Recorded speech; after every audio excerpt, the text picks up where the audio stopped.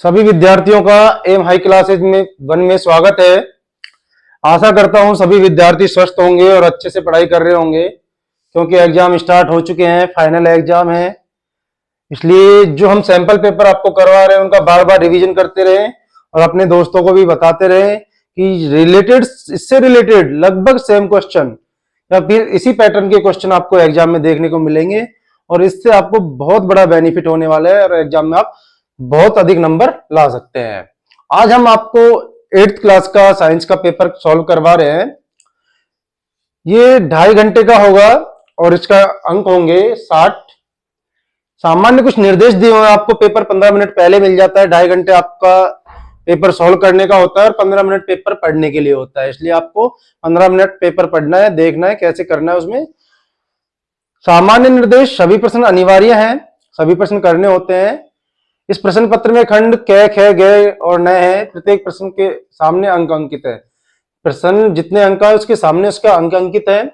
खंड क एमसीक्यू वाले है और प्रत्येक प्रश्न 1 अंक का है। खंड ख 2 से 5 है, अति लघु उत्तरीय प्रश्न है जिनका एक या 2 लाइन में आंसर देना है और प्रत्येक प्रश्न 2 अंक का है। खंड ग प्रश्न संख्या 6 से 8 है, लघु उत्तरीय प्रश्न है जिसमें प्रश्न 3 नंबर का है और आपको 4 से 5 लाइनों में देना है। खंड ग जिसमें प्रश्न संख्या 9 से 11 है, दीर्घ उत्तरीय प्रश्न है। प्रत्येक प्रश्न आपका 5 अंक का है, जिसमें आपको 7-8 लाइन में या 10 लाइन में उत्तर देना होता है। खंड न प्रश्न संख्या 12 से 15 है। इसमें ये केस स्टडी पर आधारित, स्रोत आधारित प्रश्न है, जिनमें से प्रत्येक में 3 उपभाग और तीनों के आंसर देने होते हैं। कोई समग्र विकल्प नहीं है, हालांकि कुछ प्रश्नों में आंतरिक विकल्प दिए हुए, ऑप्शनल दिए हुए हैं, वहां दोनों में से आप एक कर सकते हो। पहला प्रश्न है हमारा, एक ही प्रकार के पौधों को एक ही स्थान पर बड़े पैमाने पर उगाया जाता है, उन्हें क्या कहते हैं?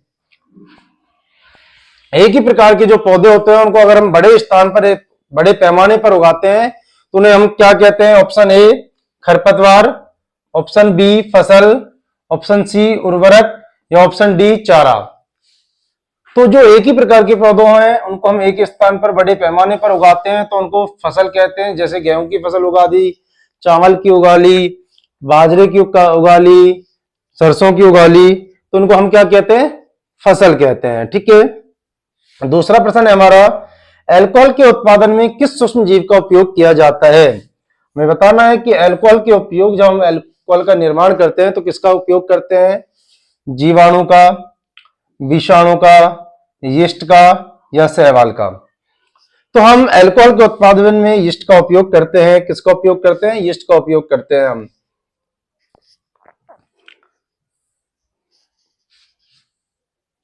तीसरा प्रश्न है हमारा, वनों की कटाई का अर्थ है। हमें बताना है कि वनों की कटाई का क्या अर्थ है।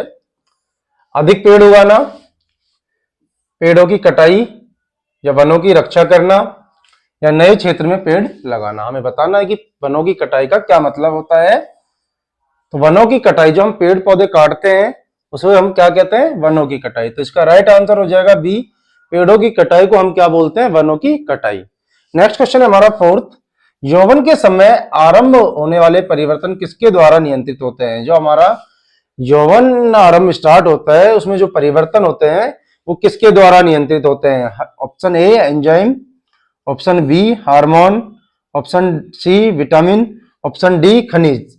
तो जो हमारे यौवन के समय परिवर्तन होते हैं उसको नियंत्रित करते हैं हमारे शरीर में, उस टाइम हार्मोन स्रावित होते हैं। पुरुषों में या फिर लड़कों में टेस्टोस्टेरोन होता है और लड़कियों में एस्ट्रोजन और प्रोजेस्टेरोन होता है। उनके द्वारा ये जो परिवर्तन होते हैं नियंत्रित किए जाते हैं।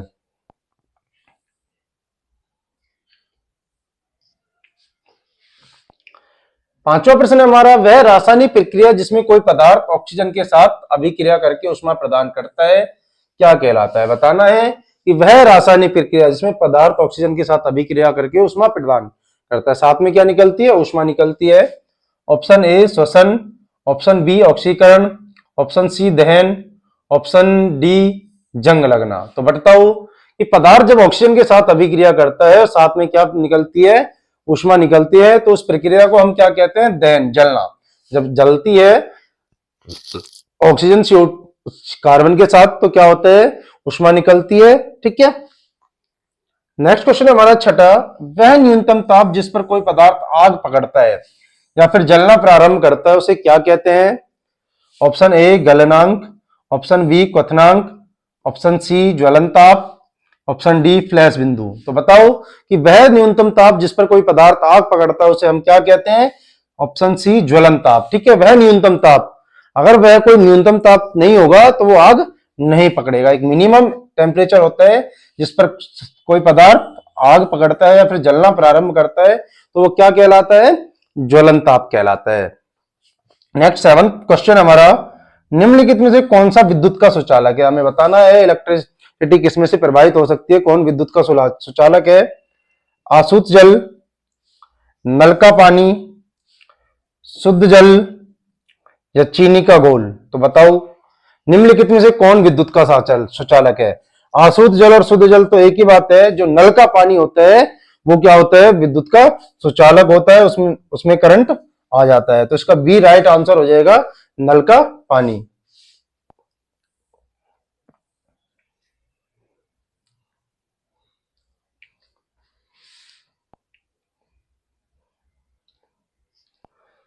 नेक्स्ट क्वेश्चन हमारा 8वां, वह द्रव जो विद्युत का चालन करता है क्या कहलाता है? ऑप्शन ए विलायक, ऑप्शन बी विद्युत अपघटक, ऑप्शन सी चालक या ऑप्शन डी विलयन। ये विलायक और विलयन नहीं हो सकता। अब देखो, या तो यहां विद्युत अपघट है, ठीक है, या फिर चालक। चालक क्या होता है या सुचालक? जिनमें से विद्युत धारा आसानी से प्रवाहित हो जाती है उनको हम क्या कहते हैं? सुचालक कहते हैं।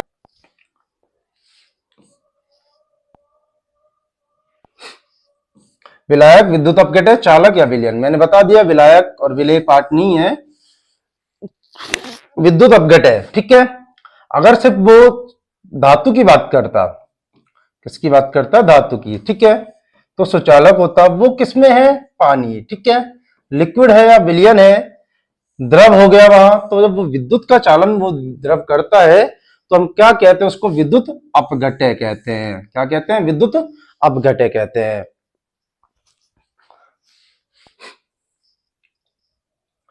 नेक्स्ट क्वेश्चन है हमारा 9वां, कॉपर सल्फेट विलयन के विद्युत अपघटन में कॉपर कहां जमा होता है? हमें बताना है कि कॉपर सल्फेट विलयन के विद्युत अपघटन में कॉपर कहां जमा होता है? Option A cathode, option B anode, option D दोनों इलेक्ट्रोड या ऑप्शन डी नीचे जमा होता है। अब हमें बताना है कि जब शुद्ध धातु हमेशा एनोड पर जमा होती है। अब देखो, वो विद्युत अपघटन जब हो रहा है तो कॉपर कहां विस्थापित होगा? कॉपर क्या है? शुद्ध धातु है। ठीक है, कॉपर क्या है? शुद्ध धातु है।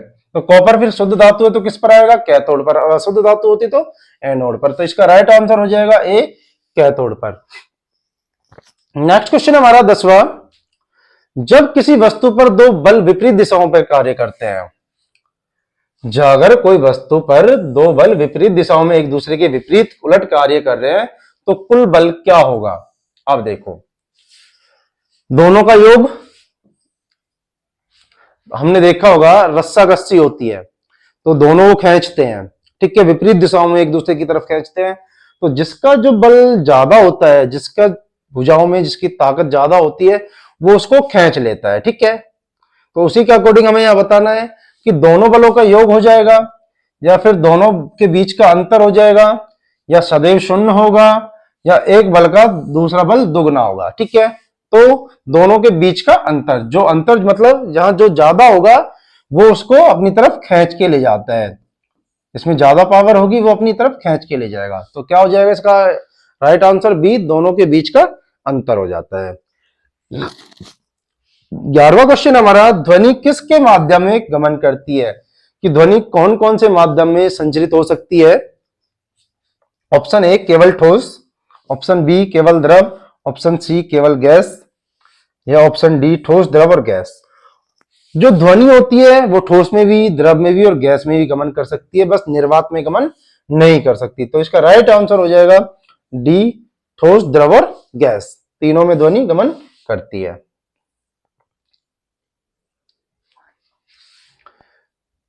नेक्स्ट क्वेश्चन है हमारा, ध्वनि की प्रबलता निर्भर करती है, कि ध्वनि की प्रबलता किस पर निर्भर करती है। तेज ध्वनि है ये किस पर निर्भर करती है, आवृत्ति पर, ऑप्शन बी आयाम पर, ऑप्शन सी तारत्व पर, या ऑप्शन डी माध्यम पर। तो किस पर निर्भर करती है वो बताओ, आयाम पर। जितना अधिक आयाम होगा ध्वनि की प्रबलता भी क्या होगा, उतनी ही अधिक होगी, ध्वनि उतनी ही दूर तक जाएगी और उतनी हार्ड होगी ध्वनि।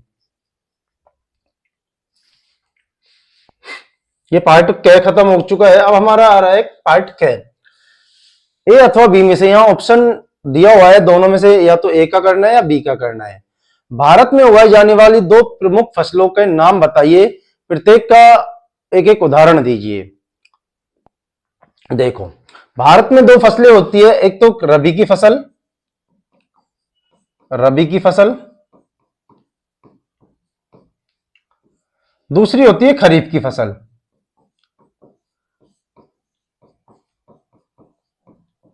ये दो तो फसल हो गई, अब प्रत्येक का एक एक उदाहरण दे दिया। रबी की फसल में जो गेहूं होता है, गेहूं, चना, सरसों, ये रबी की फसल है। या एक पूछा तो एक गेहूं लिख देंगे हम। और खरीफ की फसल में हो जाता है हमारे पास मक्का, बाजरा, तो एक ही लिख देंगे कोई सा भी, क्योंकि एक ही पूछा है यहाँ। तो भारत में उगाई जाने वाली दो फसल हो गई, रबी की और एक खरीफ की। रबी की फसल का उदाहरण हो गया गेहूं और खरीफ की फसल का हो गया मक्का। बुआई से पहले मिट्टी की तैयारी क्यों महत्वपूर्ण है। हम बुआई करते हैं उससे पहले मिट्टी को तैयार करते हैं, यानी उसको हम जोतते हैं, ठीक है। जिससे जोतते हैं तो उसकी जो नलिकाएं है वो टूट जाती है, जिससे जमीन के अंदर पानी नहीं जाता नीचे अंदर तक, सिर्फ जो हमारी मिट्टी है वहीं तक पानी रहता है। अगर हम उसको जोतेंगे नहीं तो वहां नलिकाएं बनी रहती है और वो पानी जमीन के बहुत अंदर तक चला जाता है। इसलिए हम क्या करते हैं, उसको बुआई से पहले मिट्टी की तैयारी करते हैं। मिट्टी की तैयारी से मिट्टी भुरभुरी हो जाती है जो मैंने बताया, और हवा पानी का संचार आसानी से हो जाता है, जो पानी पौधों की जड़ों में अच्छी तरह चला जाता है। तीसरा क्वेश्चन है, यौवन आरंभ के समय लड़कों में होने वाले दो परिवर्तन लिखिए। हमें बताना है कि जब हमारा यौवन स्टार्ट होता है, टीनेज स्टार्ट होती है, उस समय लड़कों में कोई दो परिवर्तन बताने हैं। देखो, आवाज भारी हो जाती है लड़कों की, ठीक है। लड़कियों की क्या होती है, आवाज पतली होती है, और लड़कों की भारी हो जाती है, और दाढ़ी मूछ भी स्टार्ट हो जाते हैं। तो ये दो लक्षण हो गए, आवाज भारी होना और दाढ़ी मूछ आना। नेक्स्ट क्वेश्चन हमारा चौथा, कोक क्या है। ये कोयले का रूप है, इसका एक उपयोग लिखिए। हमें यहां इसका एक उपयोग भी लिखना है। कोक एक कठोर छिद्रदार ईंधन होता है। कोक क्या होता है, कठोर छिद्रदार ईंधन है। किसका रूप होता है, कोयले का रूप होता है, पर रूप है। उपयोग इसका क्या, लोहे के निर्माण में हम कोक का उपयोग करते हैं। यहाँ ऑप्शन दो दिए हुए हैं, ए और बी, तो इन दोनों में से या तो ए करना है हमें या बी करना है। पेट्रोलियम का निर्माण कैसे होगा, बहुत इंपॉर्टेंट है, एग्जाम में कई बार पूछा जाता है। कोक और पेट्रोलियम निर्माण में से एक जरूर आएगा, ठीक है। पेट्रोलियम का निर्माण हमने पहले भी बताया कि समुद्री जीवों के अवशेष, जो समुद्री जीव है वो जमीन के अंदर दब गए, हमारे जो पेड़ पौधे हैं, जंतु है, वो जमीन के अंदर दब गए, और उच्च दाब और उच्च ताप के कारण वो लाखों वर्षों में क्या हो गया, पेट्रोलियम में परिवर्तित हो गए। इससे क्या हुआ, पेट्रोलियम का निर्माण हुआ।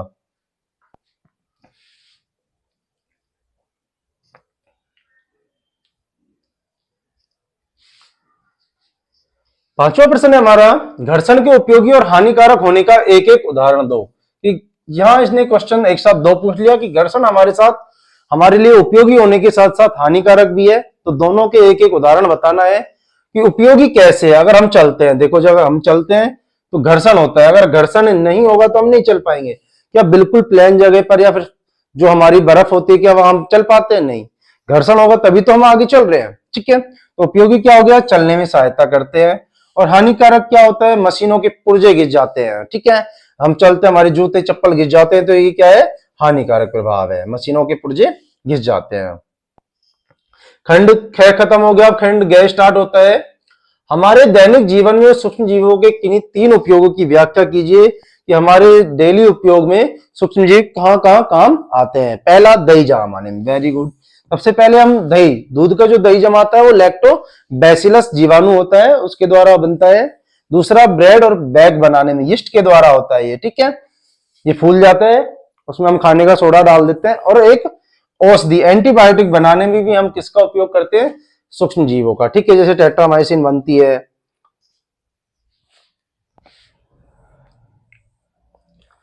इसका छठे का ए और बी दोनों है, इनमें से एक ही क्वेश्चन करना है, या तो ए कर लो या बी। एंटीबायोटिक्स क्या है? दो उदाहरण दीजिए, हमें बताना है एंटीबायोटिक क्या है और दो उदाहरण दीजिए आप। एंटीबायोटिक्स वो औषधियां होती है हमारे जो रोग पैदा करने वाले जीवाणुओं को नष्ट करती है। मान लो अगर हमारी शरीर में कोई बीमारी हो गई तो हम तुरंत एंटीबायोटिक्स लेते हैं, बुखार हो जाता है, टैबलेट लेते हैं, ठीक हो जाता है। तो उन एंटीबायोटिक्स का क्या काम होता है? जो रोग पैदा करने वाले जीवाणु होते हैं ना, उनको नष्ट करने का कार्य करता है। जैसे पेनिसिलिन होती है, स्ट्रेप्टोमाइसिन है, ये क्या है? एंटीबायोटिक्स के उदाहरण है। नेक्स्ट क्वेश्चन हमारा, घर्षण के विभिन्न प्रकार क्या है? प्रत्येक को संक्षेप में समझाइए। हमें बताना है कि घर्षण के प्रकार कौन कौन से, संक्षेप में समझाना भी है। घर्षण मुख्य रूप से चार प्रकार के होते हैं। पहला, स्थैतिक घर्षण, जब कोई वस्तु किसी वस्तु की सतह पर रखी जाती है और उसे हिलाने की कोशिश की जाती है तो उनके बीच जो घर्षण लगता है उसे क्या कहते हैं? स्थैतिक घर्षण कहते हैं। ठीक है, अब जैसे हम जमीन के टच में हुए तो जमीन और हमारे पैरों के बीच में क्या लग रहा है? घर्षण लग रहा है। एक हो गया सर्पी घर्षण, स्लाइडिंग फ्रिक्शन, जब एक वस्तु दूसरी की सतह पर फिसलती है, एक वस्तु दूसरी वस्तु की सतह पर फिसलती है तो उस बल को हम क्या कहते हैं? सर्पी घर्षण कहते हैं। क्या कहते हैं? सर्पी घर्षण कहते हैं। तीसरा है हमारा लोटनिक घर्षण। तीसरा क्या है? लोटनिक घर्षण। इसमें क्या होता है? जब कोई वस्तु किसी सतह पर लुढ़कती है, मान लो हम बॉल को लुढ़का रहे हैं, ठीक है, तो उस पृथ्वी या फिर उस सतह और बॉल के बीच जो घर्षण लग रहा है उस घर्षण को हम क्या कहते हैं? लोटनिक घर्षण। ठीक है, जैसे पहिया जब सड़क पे चलता है, बस चल रही है, कोई वाहन चल रहा है, तो पहिया और सड़क के बीच जो घर्षण लगता है उसे हम क्या कहते हैं? लोटनिक घर्षण कहते हैं। ऑप्शन 4 है द्रव घर्षण, जो लिक्विड होता है, फ्लूइड फ्रिक्शन भी बोलते हैं। हवा या पानी जैसे तरल पदार्थों में गति करने वाली वस्तुओं पर लगने वाला आकर्षण क्या कहलाता है? घर्षण बल द्रव घर्षण कहलाता है। जैसे हवा में लग रहा है, पानी में लग रहा है, तो तरल पदार्थों में जब लगता है तो उसको क्या कहते हैं? हम फ्लूइड फ्रिक्शन कहते हैं, द्रव घर्षण कहते हैं। आठवां प्रश्न है, यहाँ ए और बी दोनों दे रखे हैं, दोनों में से कोई एक ही करना है। अथवा दे रखा है, ऊंटों के पैर चौड़े क्यों होते हैं? ऊंटों के पैर चौड़े इसलिए होते हैं ताकि उनके शरीर के बाहर अधिक क्षेत्रफल पर फैल सके। ऊंट होते हैं, देखो कितना वेट होता है उनका, कितने कुंटल का वेट होता है, उसका शरीर भारी होता है। अगर उनके जो पंजे होंगे, पैर होंगे, चौड़े होंगे तो उस भार को आसानी से सहन कर सके, उसके क्षेत्रफल को बढ़ा सके। इससे रेत पर पड़ने वाला दबाव क्या हो जाता है? कम हो जाता है, जिससे उनके पैर रेत में धंसते भी नहीं है और वे आसानी से चल पाते हैं। इसलिए ऊंटों के पैर चौड़े होते हैं। बी ऑप्शन है, ए कर लो या बी कर लो, गहराई के साथ द्रव का दाब क्यों बढ़ता है? इंपॉर्टेंट है ये। ठीक है, बी वाला ज्यादा इंपॉर्टेंट है।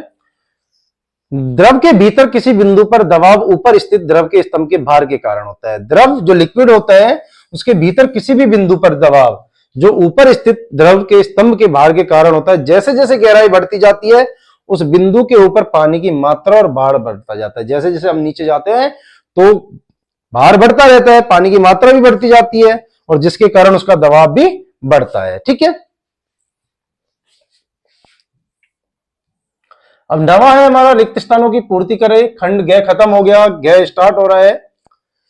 वह प्रक्रिया जिसके द्वारा जीवित जीव अपनी प्रजाति के नए जीवों का उत्पादन करते हैं उसे क्या कहते हैं? हम बताना है प्रजनन या श्वसन में से क्या है, तो उसे हम क्या कहते हैं? प्रजनन। नए जीवों के निर्माण की प्रक्रिया को हम क्या कहते हैं? प्रजनन कहते हैं। दूसरा प्रश्न है, नर और मादा युग्मक के मिलन को हम क्या कहते हैं? निषेचन या सलियन। ठीक है, अभी हमने बताया नर और मादा युग्मक जब मिलते हैं तो उस प्रक्रिया को हम क्या कहते हैं? निषेचन कहते हैं। क्या कहते हैं? निषेचन कहते हैं। तीसरा प्रश्न है इसमें, मनुष्यों में निषेचन कहां होता है? मनुष्यों में निषेचन कहां होता है? अंडाशय या अंडवाहिनी? अंडवाहिनी को फैलोपियन ट्यूब भी बोलते हैं। तो कहां होता है निषेचन? अंडवाहिनी में। ठीक है, कहां होता है?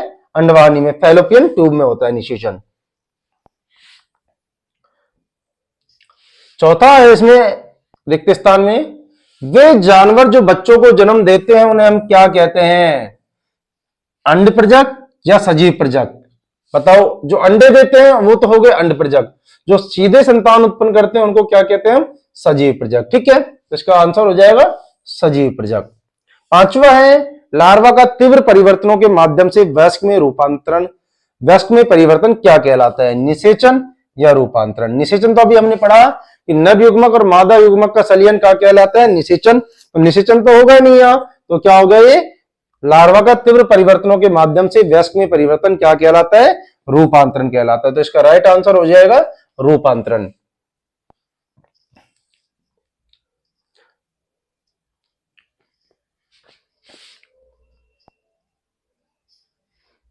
10वां प्रश्न है हमारा, सही मिलान कीजिए। यहां कॉलम ए और कॉलम बी दिया हुआ है, तो हमें यहां मिलान करना है। ऑप्शन ए एलपीजी दिया हुआ है। एलपीजी क्या होता है बताओ। हम एलपीजी का उपयोग करते हैं घरेलू ईंधन के रूप में। हमारे जो घरों में सिलेंडर लगा होता है उसमें क्या भरा हुआ होता है, एलपीजी। तो इसका आंसर क्या हो जाएगा, बी, पहले का। घरेलू ईंधन के रूप में हम किसका उपयोग करते हैं, एलपीजी। ज्वलन तापमान, अभी हमने पढ़ा था कि वह न्यूनतम ताप जिस पर कोई पदार्थ जलने लगता है या आग पकड़ता है वह क्या कहलाता है, ज्वलन ताप। तो कौन सा है इसमें, सी, ज्वलन ताप। ठीक है, क्या हो गया, सी, ज्वलन ताप। तो इसका राइट आंसर पहले का बी, दूसरे का सी हो जाएगा। मोमबत्ती का जलना हमें पता बताना है कौन सा है। तीव्र दहन होता है, सबसे कम ज्वलन ताप, अचानक ऊष्मा, प्रकाश और ध्वनि उत्पन्न करता है। बताओ मोमबत्ती का जलना,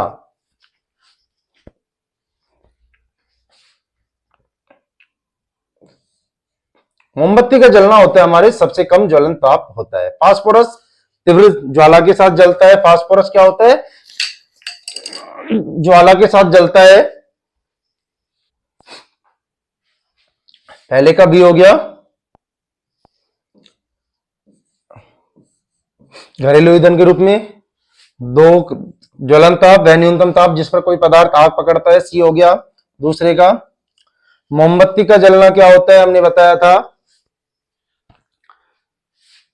तीव्र दहन, फास्फोरस, सबसे कम, और विस्फोट। अब देखो अचानक जब विस्फोट होता है तो क्या क्या होता है, मान लो हम बम चलाते हैं या फिर कोई भी हमारा विस्फोट होता है, कहीं खदानों में होता है, तो क्या होता है बताओ फटाफट। उसके साथ अचानक ऊष्मा निकलती है, ठीक है, हीट निकलती है, प्रकाश निकलता है, और बहुत तेज हमें क्या सुनाई देती है, ध्वनि सुनाई देती है। तो विस्फोट का क्या हो जाएगा, ई, अचानक ऊष्मा और प्रकाश उत्पन्न होना। ठीक है, तो पहले का बी, ज्वलन तापमान का सी, मोमबत्ती का जलना ए, तीव्र दहन, ठीक है, फास्फोरस का सबसे कम ज्वलन तापमान होता है डी, इसका राइट आंसर, और इसका ई। ये हमें मैच करने हैं, कॉलम ए और बी दिए हुए हैं, उनको आपस में हमें मैच करना है। ठीक है,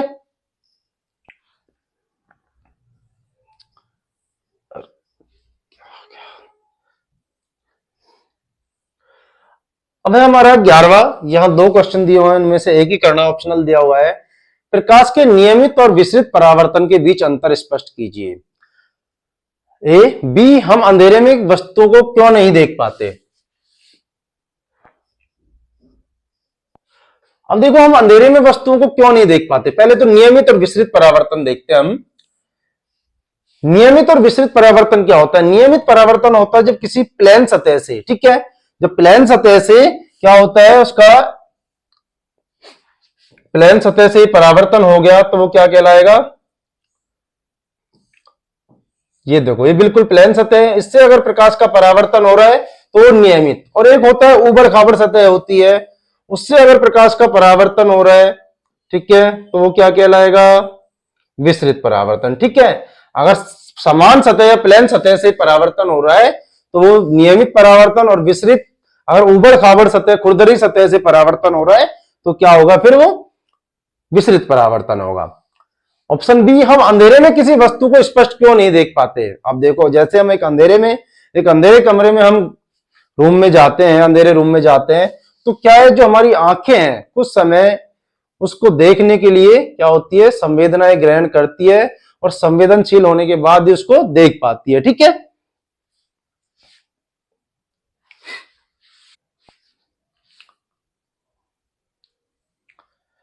नियमित परावर्तन में स्पष्ट प्रतिबिंब बनता है और खुरदरे में अलग अलग दिशाओं में फैला जाता है, जैसे मैंने बताया।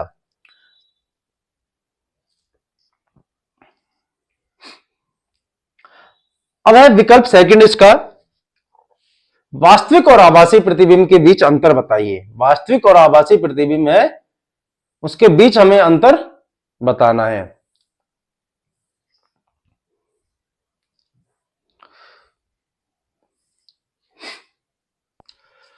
नामांकित चित्र की सहायता से प्रकाश परावर्तन के नियमों की व्याख्या कीजिए। देखो, प्रकाश परावर्तन के दो नियम होते हैं, ठीक है।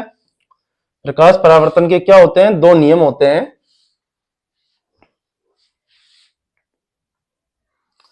पहला नियम होता है, ये हम यहां बता रहे हैं, परावर्तन के नियम, ठीक है।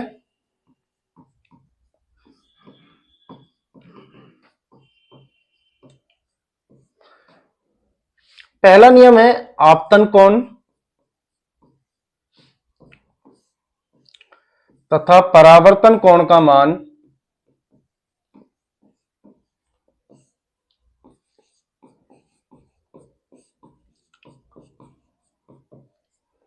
हमेशा बराबर रहता है, ठीक है, हमेशा बराबर होता है।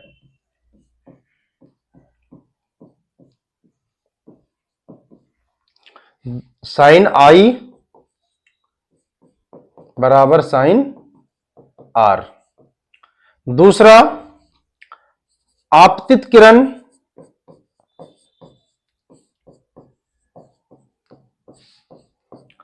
परावर्तित किरण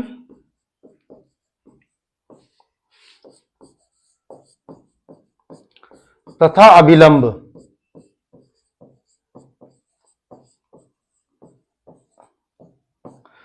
तीनों एक ही बिंदु पर स्थित होते हैं, एक ही बिंदु पर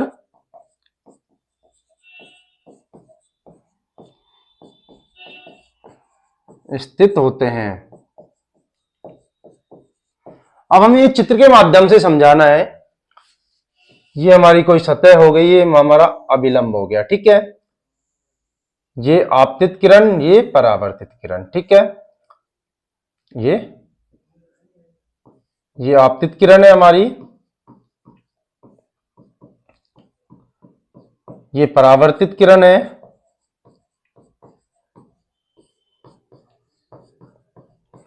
और ये हमारा क्या हो गया? अभिलंब हो गया। ये हमारा आपतन कोण,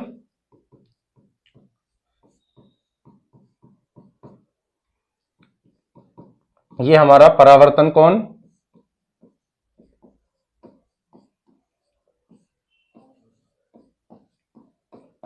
ये आर। अब देखो, आपतित किरण, परावर्तित किरण और अभिलंब तीनों एक ही बिंदु पर है ना, एक तो ये हमारा हो गया, और आपतन कोण और परावर्तन कोण का मान हमेशा बराबर होता है, ठीक है। वास्तविक और आभासी प्रतिबिंब के बीच हमें इस अंतर स्पष्ट करना है। वास्तविक प्रतिबिंब को हम पर्दे पर प्राप्त कर सकते हैं, ठीक है, ये हमेशा उल्टा बनता है, और जबकि आभासी प्रतिबिंब को हम पर्दे पर प्राप्त नहीं किया जा सकता, यह हमेशा सीधा बनता है, ठीक है। ये इनका अंतर हो गया। 12वां है, वनों के बारे में कुछ हमें यहां बातें बता रही है, क्वेश्चन पूछेंगे, उनको जवाब देना है कि वनों की कटाई क्या होती है। हमें बताना है कि वनों की कटाई क्या होती है। क्वेश्चन पहले भी आया, कृषि शहरीकरण या लकड़ी के लिए जंगलों को बड़े पैमाने पर काटना या साफ करना वनों की कटाई कहलाती है। अगर हम बड़े पैमाने पर पेड़ों को काटते हैं तो क्या कहलाता है? वनों की कटाई कहलाती है। इसके दो परिणाम हमें बताना है। पहला, प्रकृति में के संतुलन में बिगाड़, CO2 बढ़ जाती है, ठीक है। क्या जो हम CO2 छोड़ते हैं उसको पौधे ग्रहण करते हैं और बदले में क्या देते हैं? ऑक्सीजन देते हैं। बाढ़ और सूखे जैसे प्राकृतिक आपदाओं का खतरा बढ़ जाता है, या तो अत्यधिक बाढ़ आ सकती है या फिर अत्यधिक सूखा भी बढ़ जाता है। भारत के दो संरक्षित क्षेत्र बताने हमें, तो पहला जिम कार्बेट उत्तराखंड राष्ट्रीय उद्यान है, और दूसरा काजीरंगा असम में है, ये उत्तराखंड में है।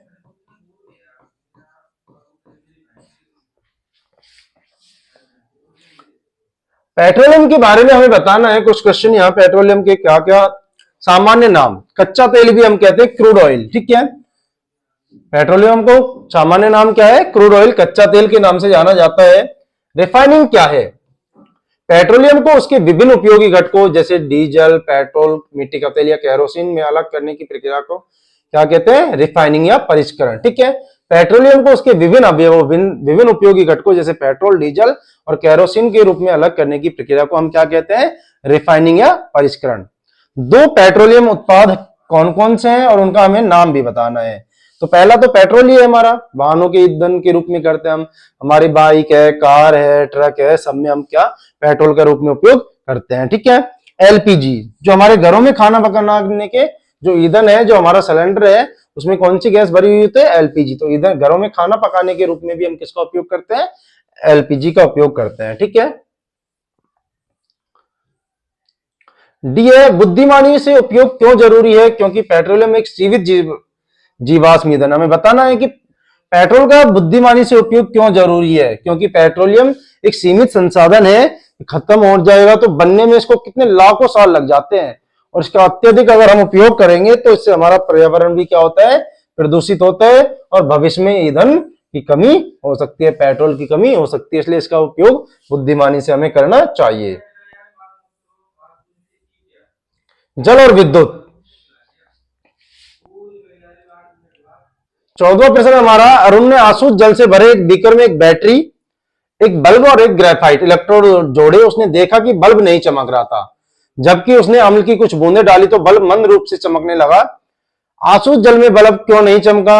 ऑप्शन क्वेश्चन बी है, अम्ल डालने के बाद बल्ब क्यों चमकने लगा। यहां सी और डी में से एक ही करना है। प्रयोग शुद्ध और अशुद्ध जल के बारे में क्या दर्शाता है, और डी किन्हीं दो द्रवों के नाम बताइए जो चालक की तरह काम करते हैं। पहला तो हमारा है आसूत जल में बल्ब क्यों नहीं चमकता, क्योंकि आसूत जल क्या होता है, विद्युत का कुचालक होता है। हमने पढ़ा था अभी थोड़ी देर पहले कि आसूत जल विद्युत का कुचालक होता है। अम्ल डालने के बाद क्या हुआ कि वो जल गया, अम्ल डालने से जल आयनित हो गया, जिससे वह विद्युत का चालक बन गया। आयन आ गए वहां, और आयन आने से क्या हो गया, विद्युत का चालक बन गया और बल्ब चमकने लगा। दो चालक द्रव है हमारे पास, नींबू का रस और सिरका। ठीक है, इन दोनों से क्या होता है, ये चालक है, इनमें विद्युत धारा आसानी से प्रवाहित हो जाती है। कि प्रयोग शुद्ध और अशुद्ध जल के बारे में क्या दर्शाता है। अब हमें यहां इसका जवाब देना है कि जो शुद्ध जल होता है वो क्या होता है, विद्युत का कुचालक होता है। शुद्ध जल क्या होता है, विद्युत का कुचालक है, और अशुद्ध जल क्या होता है, विद्युत का सुचालक होता है। ये विद्युत का सुचालक है। ठीक है,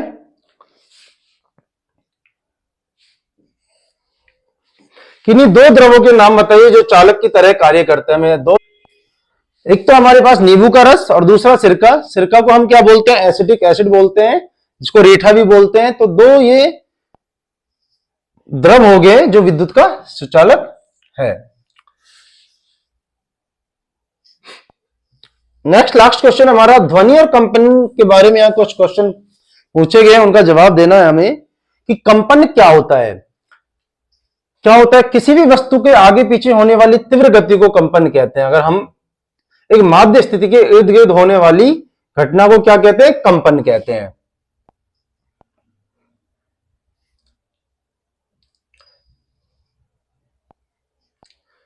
किसी वस्तु के आगे पीछे होने वाली या माध्य स्थिति के इधर उधर होने वाली गति को हम क्या कहते हैं, कंपन कहते हैं।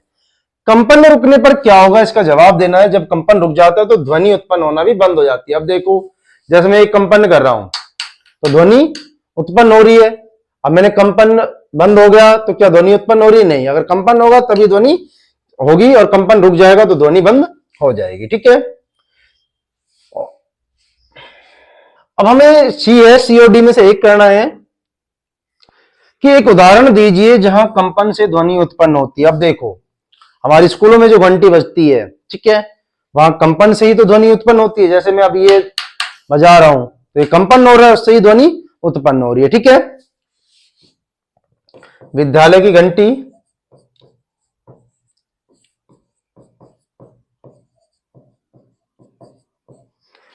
उस माध्यम का नाम बताइए जिससे होकर ध्वनि सबसे तेज गति से चलती है। तीन माध्यम होते हैं, ठोस, द्रव और गैस। तो सबसे अधिक कौन से माध्यम में चलती है ध्वनि, ठोस में चलती है। कौन से माध्यम में चलती है, ठोस माध्यम में ध्वनि सबसे अधिक चलती है। ठीक है, तो बेटा ये सैंपल पेपर आज समाप्त हो गया। इसका अब आपको बार बार रिवीजन करना है, बार बार अध्ययन करना है।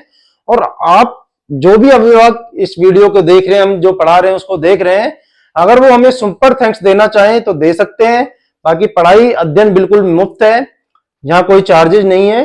और सभी विद्यार्थियों को ये ज्यादा से ज्यादा रिवीजन करना है, क्योंकि इससे रिलेटेड ही वहां एग्जाम में क्वेश्चन देखने को मिलेंगे, इसी टाइप के क्वेश्चन आएंगे।